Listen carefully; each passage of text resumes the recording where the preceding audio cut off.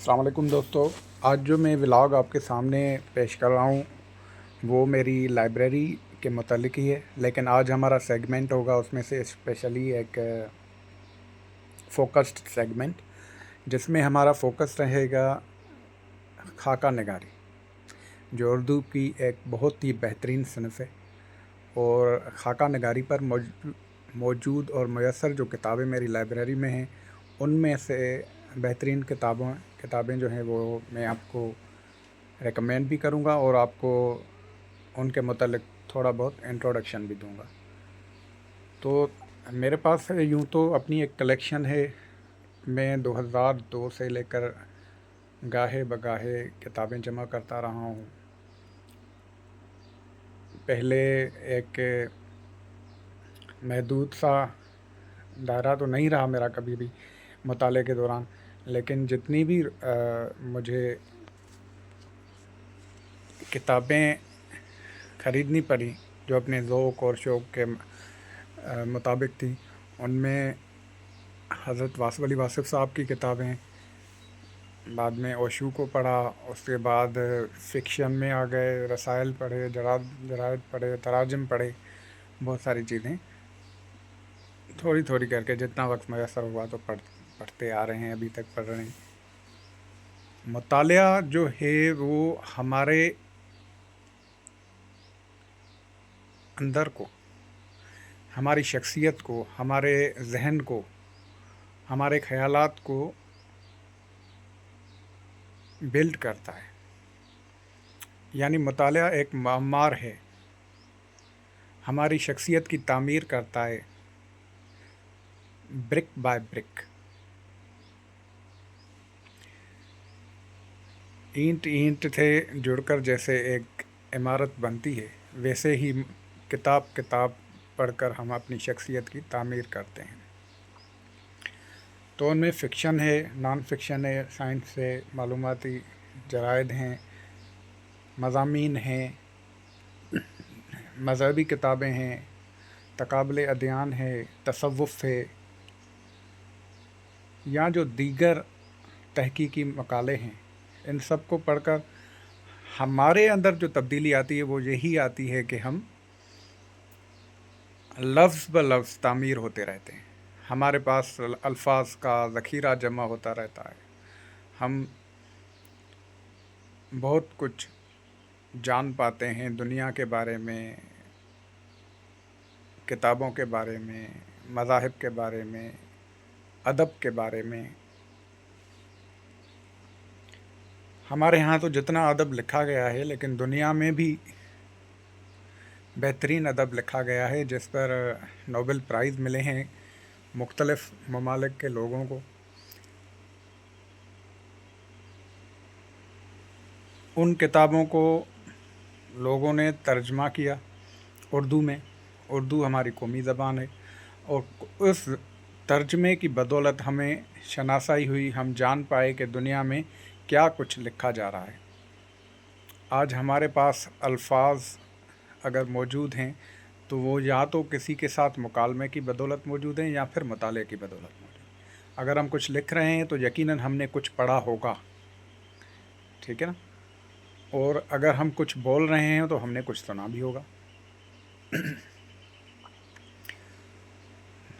اتنے بڑے نام ہیں ادب کی دنیا میں، ہم تو ایک قاری کی حیثیت سے انہیں پڑھ رہے ہیں، اپنی بلڈنگ تعمیر کر رہے ہیں شخصیت کی۔ وہاں پہ ہمیں بہت کچھ، یعنی تھوڑا بہت نہیں، بہت کچھ ہمیں معجزانہ اور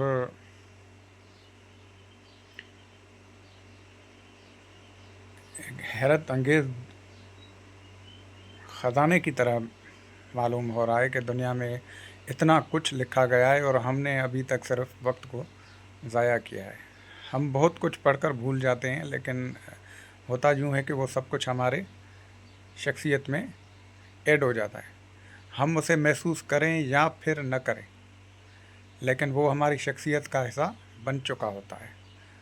اب ہمارے کرنے کی بات جو ہے وہ یہ کہ ہم اسے کس طرح استعمال کر رہے ہیں یا کیسے اسے عمل میں لا رہے ہیں۔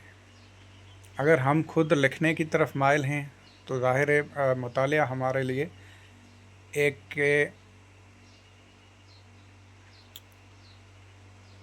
डेली डोजेज है, न्यूट्रिशन की तरह काम करेगा ना ब्रेन के लिए। मुतालिया ब्रेन न्यूट्रिशन है कि वो हमारे दिमाग को मुसलसल ग़िज़ा फराहम कराएगा, खुराक फराहम कर रहा है।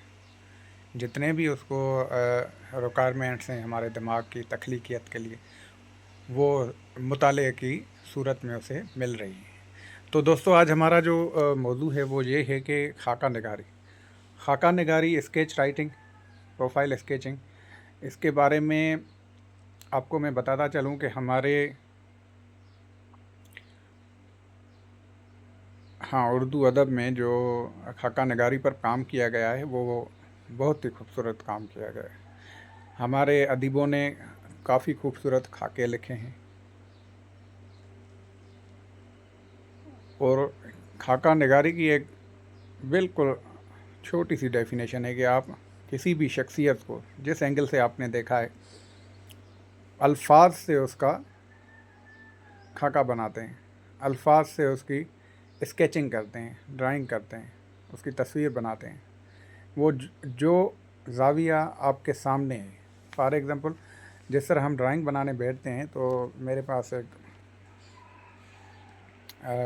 कॉफ़ी का मग पड़ा है या चाय का कप पड़ा है, तो उसका जो एंगल जिस हिसाब से वो मेरे सामने मुझे नज़र आ रहा है, उसका मैं खाका बना रहा हूँ, ड्राइंग कर रहा हूँ, स्केचिंग कर रहा हूँ। तो इसी तरह हम जब भी लोगों के साथ मिलते हैं तो हम उन्हें अपने ज़ाविया निगाह से देखते हैं और हमें मालूम होता है कि इनका ये शख्सियत का एंगल इस तरह है, उनकी बात करने का ढंग, उनकी जो ज़ाहिरी शख्सियत के जो ज़ाविये हैं, उनका चेहरा, उनकी मुस्कुराहट, उनके बोलने का अंदाज़, उनकी तालीम व तरबियत, उनका अखलाक, उनके जो बदमिजाजी है, अगर उनकी कुछ मनफी आदत हैं, उनके बोलने का अंदाज़, उनकी परवरिश, उनका इलाका जहाँ वो पैदा हुए, उनकी रिवायतें, उनकी ज़िंदगी का ढब, ये सब कुछ हम अल्फाज के ज़रिए बनाकर कारी के जहन में वो खाका उभरता जा रहा है। और वो ये एक मिरेकलियस काम है ना, एक मौजूदाती काम कि आप अल्फाज से किसी का खाका बना रहे हैं और वो सब कुछ कारी महसूस कर रहा है, देख रहा है, वो अपने तसव्वुर में, चश्मे तसव्वुर में सबको महसूस करता जा रहा है। तो मैंने जो अपने खाका निगारी का सफ़र शुरू किया तो वो मैंने गुलजार साहब की किताब से शुरू किया। गुलजार साहब की किताब गर याद रहे, उनमें सवानही खाके भी हैं और शख्सी खाके भी हैं। उन्हें पढ़कर मुझे पहली मर्तबा महसूस हुआ कि इस सनफ़ में कुछ मज़ीद पढ़ा जाए। तो मैंने मज़ीद किताबें मंगवाना शुरू करी। उन किताबों में गुलजार साहब के जो खाके लिखे हुए थे वो यानी ना इस हकीकत निगारी से वो स्केचिंग की गई थी कि वो मेरे रोंगटे खड़े करने के लिए काफ़ी थे। उनके बाद मैंने इरफान जावेद साहब के खाके पढ़े। उनकी मैंने 3 किताबें पढ़ी खाकों पर मबनी।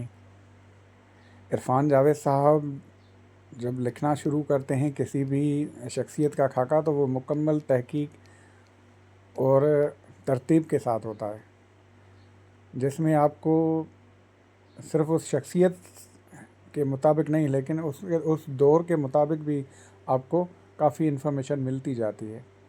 इरफान जावेद साहब की किताब दरवाज़े, फिर सवानी खाकों पर मुश्तमिल एक किताब उनकी सरखाब, और तीसरी किताब थी आदमी के नाम से। उनमें मुख्तलिफ़ शख्सियात के साथ जो इरफान जावेद साहब का ताल्लुक़ रहा, उनके बराह रास्त या बिलवास्ता जो भी ताल्लुकात रहे वो उन्होंने बयान किए, उन शख्सियात की स्केचिंग किए। और जब आप मुतालिया करने बैठेंगे तो आप एक ही सेशन में कोशिश होगी कि आप ये किताब पूरी करें।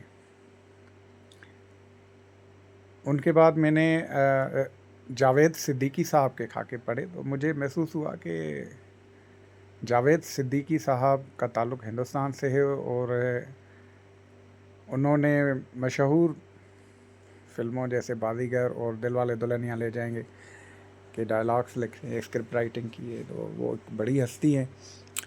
انہوں نے 60 برس کی عمر میں جب یہ کتابیں لکھنا شروع کی ہیں تو یقیناً ایک پختگی آپ کو نظر آئے گی کہ بھائی یہ کتابیں تو یہ خاکے تو نہیں ہیں۔ وہاں آپ کو جاوید صدیقی صاحب اپنی آواز کے ساتھ سب کچھ بتاتے ہوئے محسوس ہوں۔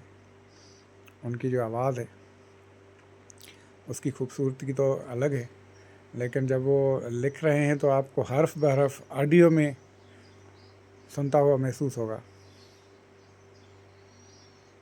ان کے لکھے گئے خاکے خوبصورت ہیں، بہت ہی خوبصورت ہیں۔ آپ جب بھی پڑھیں ہر مرتبہ آپ کو ایک نیا لطف محسوس ہوگا۔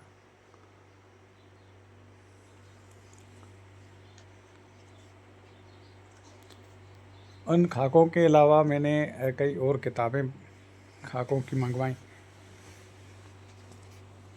عرفان جاوید صاحب کی کتابوں کے ساتھ میں نے جب جاوید صدیقی صاحب کی کتاب روشن دان، لنگر کھانا اور پھر اجالے پاکستان میں شائع ہوئی تھی اور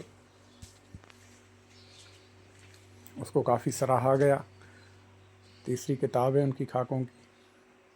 ان کے ساتھ میں نے اختر وقار عظیم صاحب کی چند ہم سفر کے نام سے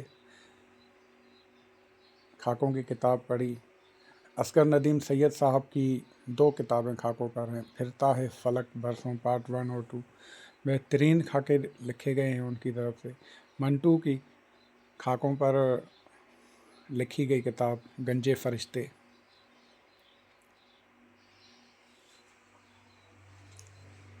اور لاؤڈ اسپیکر، یہ دونوں کتابیں بہترین ہیں۔ اور اس کے ساتھ ہی احمد ندیم قاسمی صاحب کی کتابیں ہیں خاکوں پر، میرے ہم قدم اور دوسری کتاب ہے میرے ہم زماں۔ منڈلی کے نام سے ایک کتاب ہے، ہم لوگ، عصمت چغتائی صاحبہ نے جو خاکے لکھے ہیں وہ ایک بہترین کتاب ہے۔ چاند چہرے کے نام سے اے حمید صاحب کی خاکوں پر مبنی ایک کتاب ہے، تمام خوبصورت خاکے ہیں اس میں۔ شمیم حنفی صاحب کی کتابیں ہیں، اور ہم سفروں کے درمیان، ہم نفسوں کی بزم میں۔ عبد المجید سالک صاحب کی کتاب خاکوں پر یاران کہن، انوار احمد صاحب کی کتابیں یادگار زمانہ ہیں جو لوگ، اور ساتھ ہی محمد عارف صاحب کی کتاب خواتین و حضرات۔ عاصم بٹ صاحب کا انتخاب ہے، انہوں نے تالیف کی ہے لاہور والے کے نام سے، وہ زبردست کتاب ہے۔ ڈاکٹر اسلم فاروقی صاحب کا مجموعہ ہے جس میں خاکے ہیں، اردو کے شاہکار خاکے، 2 جلدیں ہیں، بہترین خاکوں کی سلیکشن اس میں موجود ہے۔ گنجینہ گوہر شخصی خاکوں کا مجموعہ ہے، شاہد احمد دہلوی صاحب کا۔ بار شناسائی کرامت اللہ غوری صاحب کا مجموعہ ہے خاکوں پر۔ شخصی خاکے کے نام سے راشد اشرف صاحب نے مرتب کی ہیں کتابیں، اس کے 2 جلدیں ہیں۔ جو ملے تھے راستے میں، احمد بشیر صاحب کے تحریر کردہ خاکے ہیں۔ پروفیسر رشید احمد صدیقی صاحب کے خاکوں پر مبنی 2 کتابیں ہیں، گنج ہائے گرا نمایاں اور ہم نفسان رفتہ۔ ڈاکٹر سلیم اختر صاحب کی تحریر کردہ کتاب خاکوں پر، درشن